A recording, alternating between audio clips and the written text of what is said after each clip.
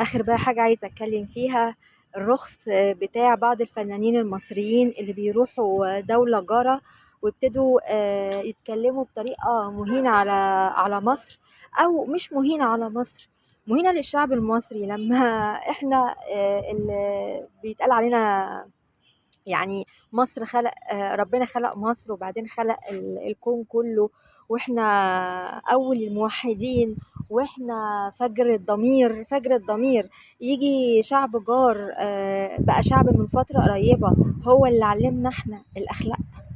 يعني شيء مضحك ومبكي. بس بالنسبة لمحمد فؤاد انا مش مستغربة خالص، لان محمد فؤاد تاريخ من النفاق. الله يرحم الله يرحم لما كان وقت ما كان في بينا فتنة كروية بينا وبين دولة في شمال أفريقيا جنبينا، وطلع من استوديو واحد من أصحاب القنوات علشان يسب ويلعن في دولة تانية ويعمل فتنة كروية من غير ما تكون دي حقيقة، يعني من غير ما يكون حد عمل له حاجة وطلع يعيط. والله يرحم ولما هو بعد كده طلع اعترف يعني. وبعد كده الله يرحم برضو ايام الثوره لما كان بيعيط على المخلوع مبارك، وبعدين بعد ما بدا يعني دانت للثوره والثوار، بدا يقول لك انا ما كنتش اعرف، والله ما كنتش اعرف انه فاسد ومش عارفه ايه.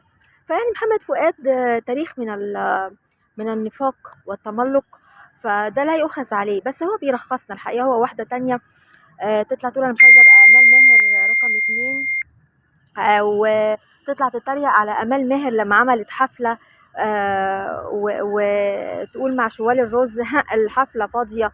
يعني تقول كده على واحده زميلتها وكمان بنت بلدها يعني.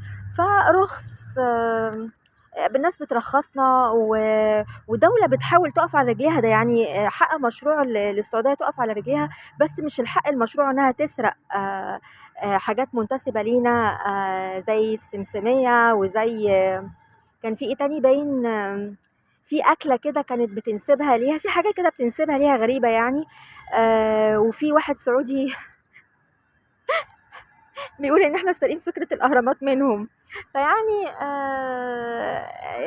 يعني كفاية رخص، وكفاية اللي باعت تراثنا السينمائي بالنيجاتيف وبقت صاحبة السعادة.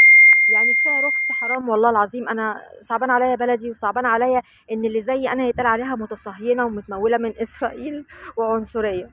معرفش ايه كمان، مش عارفة. يلا زودي، يلا باي باي.